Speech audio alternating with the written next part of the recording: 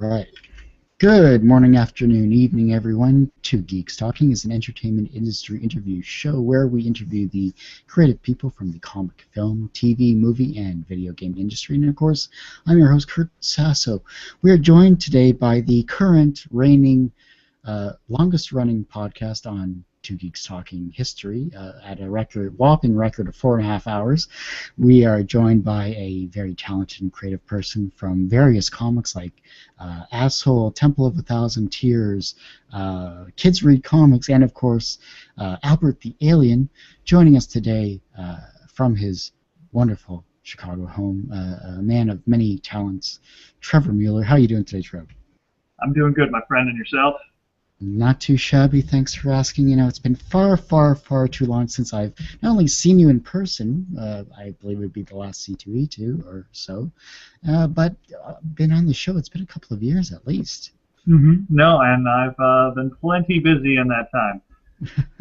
Well, let's talk about your most recent endeavor, one that you talked about in the past, but now that is garnering a lot of attention nationally as well. Albert the Alien, tell us, what's Albert all about, and what's new in store for him?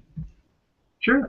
So Albert the Alien premiered in 2009 in the Reading with Pictures anthology, and he is the first intergalactic foreign exchange student. The idea is to kind of make like a Saturday morning cartoon kind of a story, fun Merry Melodies kind of humor, and something that would be appropriate on Nickelodeon or Cartoon Network, something that kids could watch, but adults would still want to watch it too. And so we did an adventure with him in Reading with Pictures, my artist Gabo and I, and we loved working on him so much that we decided to start doing some individual issues of him in 2012. We produced 2 print issues at that time, and liked it so much I was like, we need more content, more content. So I pitched Gabe a webcomic series that kind of had a longer running story for it, for kind of Albert's first year of school, basically would be the entire story arc. And we just finished the first story arc within that, which is 4 issues, 4 24-page issues, called New in School. And we just launched a Kickstarter for that on May 11th to fund that as a graphic novel. So that'll be all 100 pages of the webcomic series, and then we've got like another 32 to 40 or 50 pages of bonus content that'll be going in there.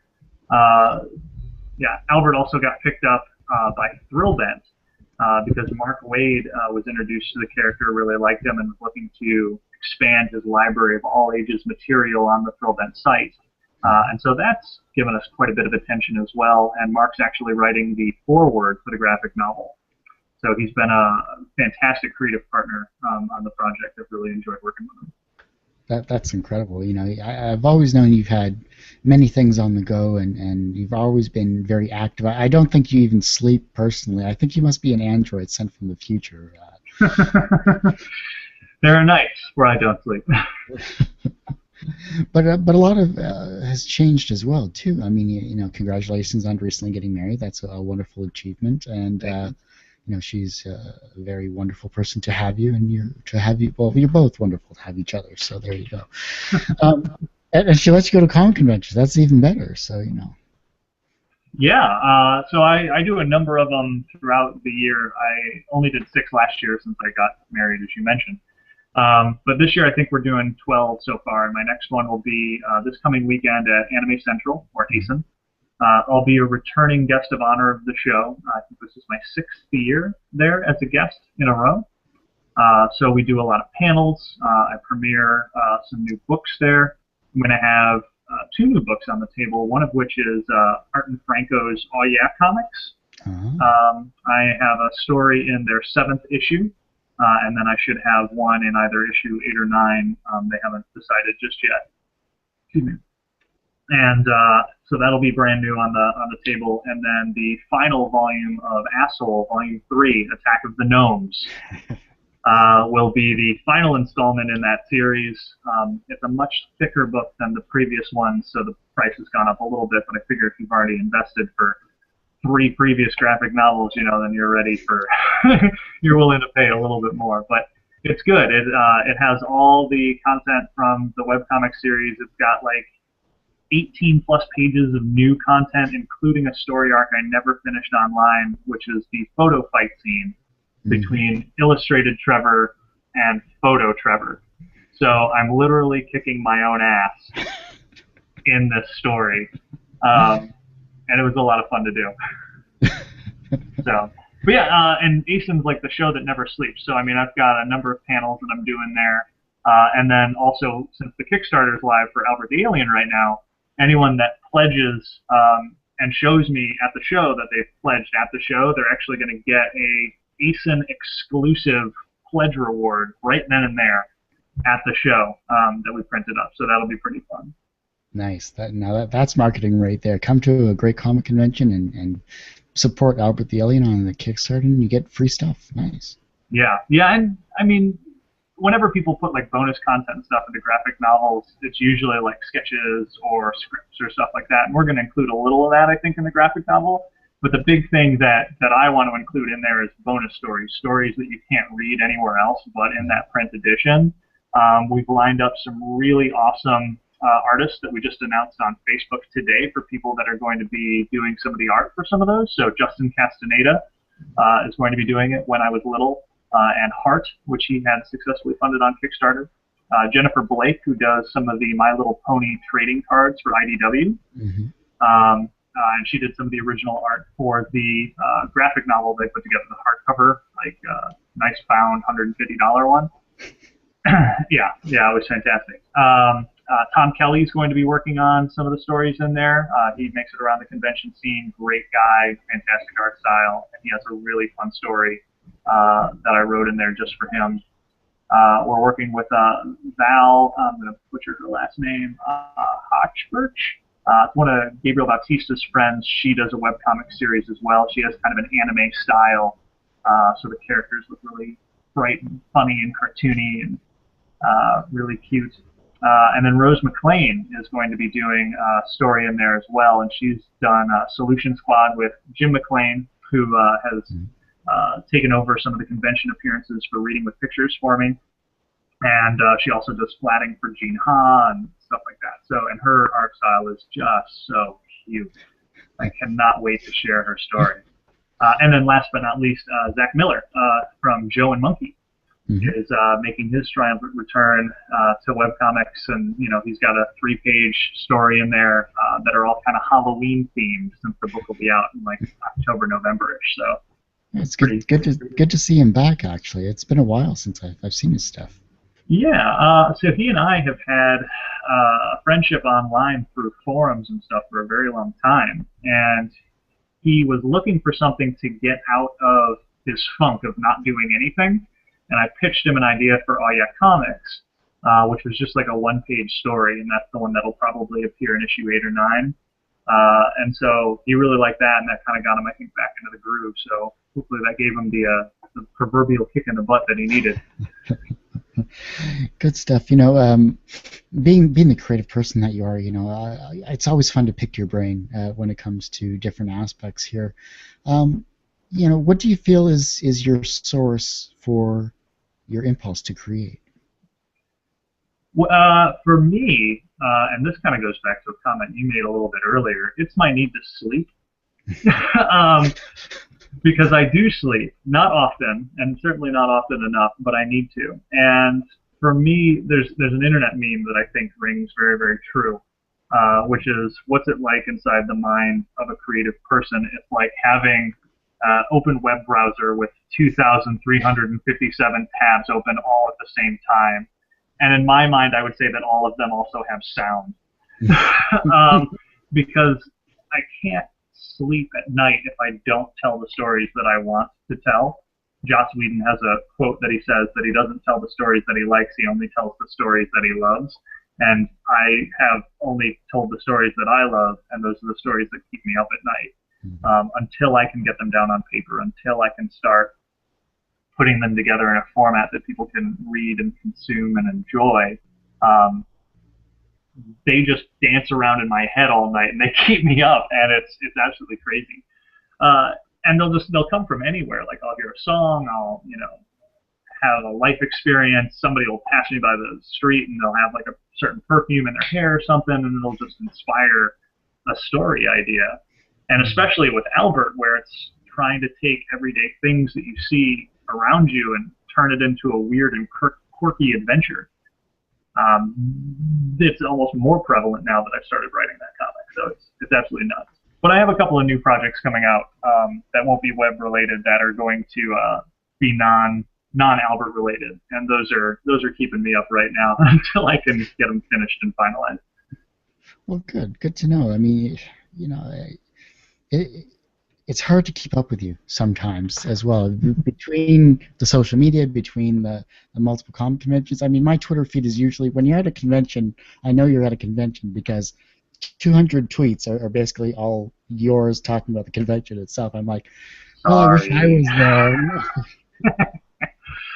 No, it makes me jealous. I wish I was there. It's like, thanks, Trevor, appreciate it. You know, it's just like rub that salt in that wound. And those are only the pictures and posts that I share. Like, I actually think I tweet less at a show sometimes, but you know, obviously there's a lot going on that I can't tweet about, or you know, I couldn't tweet about the Mark Waid meeting, you know, last year when that happened, because we launched Albert in April and we didn't announce it on Thrillbent until September.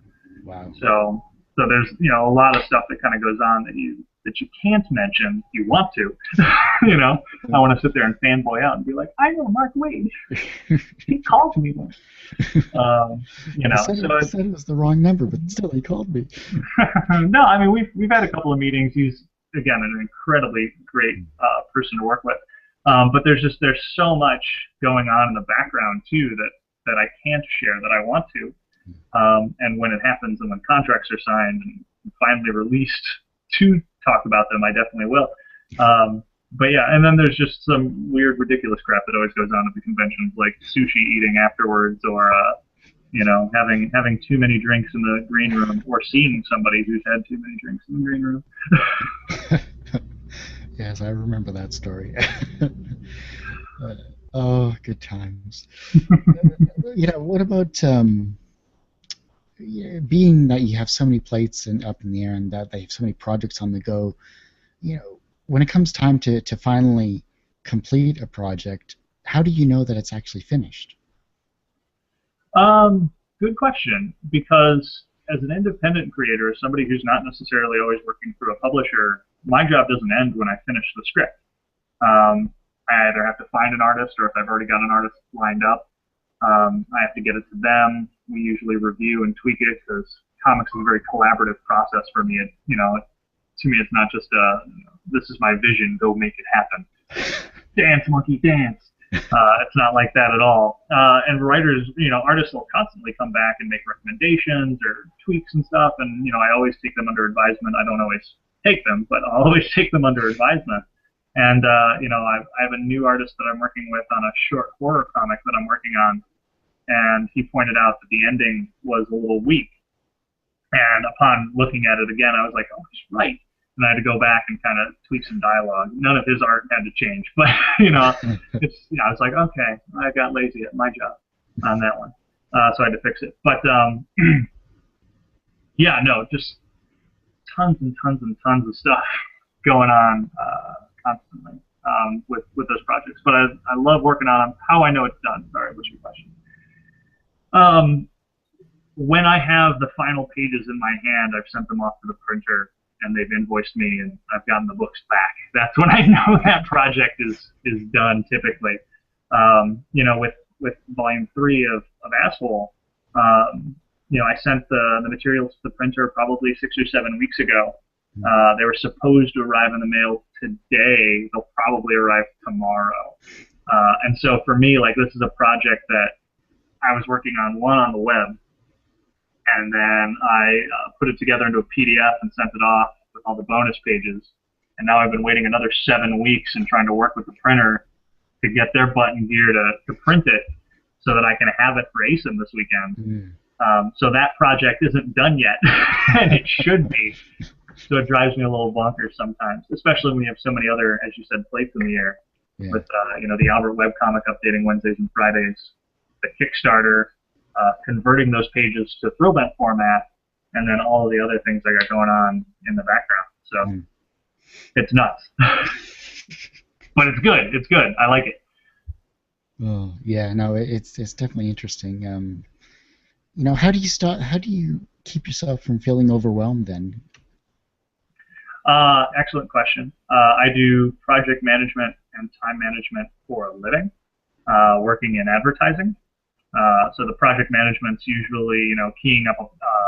I work in media planning, so without getting too nitty gritty into the details there, I pick where ad campaigns go. If you see it in a magazine, I recommended that it went in that magazine, for whoever the client is that I'm working on. Mm. And so having that background doing that as a living definitely helps speed up the process because it means that I have detailed lists where I'm kind of keeping track of everything that we're doing. And for this Kickstarter, I've got goals, milestones that we need to hit in order to pace appropriately to end the campaign at least at the goal. Currently, we are well over pacing that, which is fantastic. Nice. Yeah, as of this recording, we are at $16,000 in less than 2 full days, so that's 20% to goal. I wanted to be there by the end of this week, so so we're 5 days ahead of schedule, which is fantastic. Nice. So keeping track of all that stuff, monitoring all that stuff, that's something that I've been trained to do for the last 7+ years that I've been working professionally in advertising.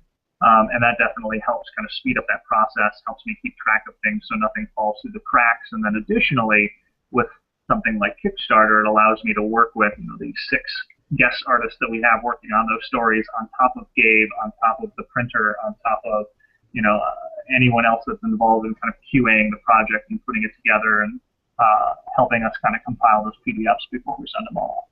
Hmm. No, definitely. It's something I need to learn, especially with 4 summer classes that are 6 weeks long, and it's just like, what did I get myself into? Good God. I'm actually doing a time management panel at ASIN this weekend. Can you record it? I can see if someone does. People have recorded the webcomic panels that we've done in the past, actually.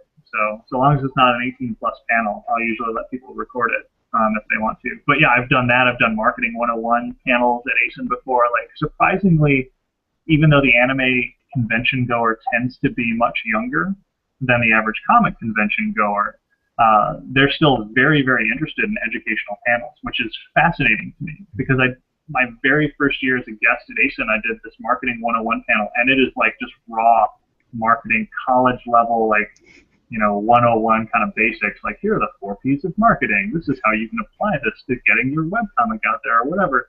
And people were there that were trying to promote their band or their convention or whatever else, and all the same kind of tactics still applied and strategies still applied.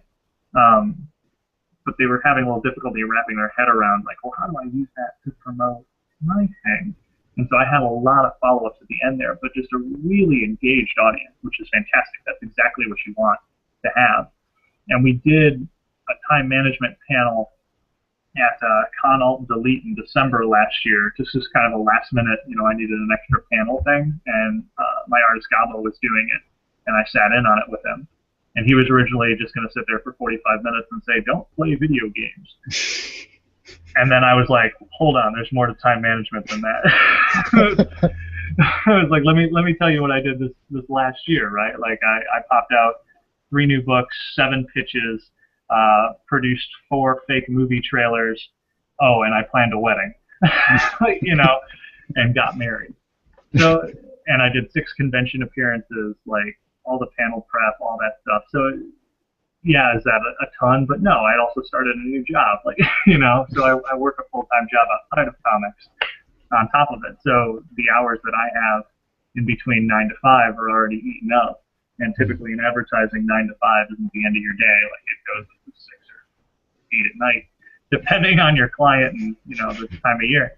So it's time management is critical to trying to get any kind of fun creative project done, especially if you've got like a full-time job there. And that's what this panel is going to kind of go over. Nice. That's good stuff. Yeah. No, it's crazy. you got to come up to Toronto or something, at least do a fan expo, or bring the wife up, get the free Canadian polar bear and penguin and caribou, steaks and all that jazz, and just make a trip of it, and we'll give you free maple syrup and all that stuff. Yeah, I would love it. Have them invite me up as a guest. I would totally love to go up. I've got the renewed passport. Good stuff. Good stuff to know. Obviously you're extremely successful in what you do, and you've always been a very a great mentor and a positive influence, at least when I speak with you, and I've always enjoyed our talks. But do you consider yourself personally successful? For me, I mean, yes, I've definitely received an air of success. I don't want to sit there and not say that. There's a Eastern philosophy book that I love to reference all the time called the Hagakure, which means in the shadow of leaves. And it's, if you've ever seen the movie Ghost Dog, The Way of the Samurai, of course, Whitaker quotes that book constantly. And there's a line from that book that really kind of applies to my life that I will butcher right now and by paraphrasing it, which essentially sits there and says that you should never be satisfied with who you are today. You should always be striving for who you are tomorrow. And that is this cycle of constantly trying to improve yourself and constantly trying to get better. And so in that regard, I'll never achieve an air of success, which is a little negative kind of a feeling. But what it's supposed to do, and what I kind of take from that book about it, is that it's supposed to motivate you to constantly try to improve and to constantly try to be better and to never be satisfied with the work that you're doing. Now, this is difficult for a lot of artists and creative people because we tend to be our worst self-critics, and we will sit there and we will look at something and say, this is awful, and I'll never be as good as Jim Lee, or I'll never, write as good as Ed Brubaker or whatever, and they'll get depressed about it and they'll stop doing it. I try to sit there and not compare myself to those other people. I try to aspire to be like the people that influence me, and constantly sit there and say, like, yeah, I've not written something as good as Ed Brubaker necessarily, but I'm not necessarily writing the same kind of things, right? Like I have a lot of writing influence from Joss Whedon. I love his snappy dialogue, a lot of the comedy beats that he puts in there, and I try to do stuff like that. And I'll occasionally sit there and pat myself on the back and be like, good job. And then I'll watch the Avengers and I'll be like, I have accomplished nothing. But again, I don't let that discourage me. I let that kind of push me forward. It's as soon as I can do that well, then I need to strive for something else. And hopefully, the people that I'm looking up to have moved on as well, and they've gotten better, and they've continued to hone their craft. So as they constantly evolve and improve, I'm constantly aspiring to evolve and improve as well, comparing myself to some of them, yes, but more importantly, comparing myself to myself previously. Dirk Manning has a fantastic quote that he had on Facebook that I absolutely love, which is, if you read something that you wrote a year ago and you still think it's good, you haven't gotten good enough. Like, you haven't improved enough moving forward. And I definitely kind of feel that way as a professional trying to hone my craft, but at the same time can recognize the fact that, yeah, I have fans, I have followers. Mark Wade knows who I am, and we have hung out outside of conventions, so it's not just like a business thing, which is fantastic. And in that degree, like, I definitely have achieved a layer of success that other people have not. But at the same time, am I working for Marvel? Am I working for DC? No, not yet. Fingers crossed. Someday, I'm sure I've got a story in me for one of their characters at some point. But right now, I'm really just kind of enjoying doing the independent thing, and I've got, again, a number of pitches in the works for some series that I think will be really good, even just miniseries. And I've done a lot of great networking at the shows to move towards making those goals a reality, which is ultimately what you need to do as a creator in this field. Well, that's good to know. And hate to say it, but we're slowly running out of time. I'll let you answer this one last question here. What do you fear the most? What do I fear the most? Mm-hmm. That is an evolving question. And the reason I say it's an evolving question is because my life is constantly changing. Previously, what I feared was, not having any kind of friend. Growing up, as a creative kind of nerdy person, you often feel alienated, and many of us are teased growing up, which was a lot of the influences for Albert the Alien. And so you work to kind of improve upon that. And now I have the greatest group of friends. I will challenge anyone and say the greatest group of friends in the universe. To that degree. And so that's no longer a fear, right? Now I've just gotten married, and so the wife and I have, we want to buy a car, we want to move out to the suburbs, so it's like, can we afford to do that? And, in the next 3 to 5 years, when we want to do that, and so there are fears tied into that. Is the market going to end up tweaking? Is it going to change? Are we going to be able to afford a house on our income? All that good stuff. And so that becomes a fear, and you have to surmount and kind of overcome. Simultaneously, from a comic creative perspective, Albert, having achieved the level of popularity that he has in the short amount of time that he has, the fear is that that's going to blow up, or that I'm going to do something that's going to, tick off the fan base that we've acquired over the last year or so. And so that's always something that you want to keep in the back of your head, so that I don't do something wild and crazy. Albert the Alien meets Harry Potter, and suddenly they're using magic wands. That's not going to happen. But not just because I get sued, but but so you're constantly kind of keeping those fears in the back of your head. And again, I use those not to stall myself, but to temper myself, and to make sure that I'm continuously trying to hone that craft and get better at writing, at being a creator, at being somebody that young creators can look up to, and at being somebody that, hopefully some of my comic peers can also respect and admire. And if I can accomplish that, then I don't really have anything to be afraid of. Good answer. Good answer. There's my inspirational speech. I like it. It's good stuff. Is there anything that I haven't touched upon that you'd like to let the watchers of this and the listeners of this know about, besides the Kickstarter campaign, which will have a link on the website, as well as the links to your other various sites as well? Yeah, thank you. The Albert the Alien Kickstarter is live now through June 9th, I believe. Pledge early, pledge often. We're going to constantly be updating with new behind-the-scenes stuff, interviews with some of the creators, show some works in progress of their pages. It's going to be awesome.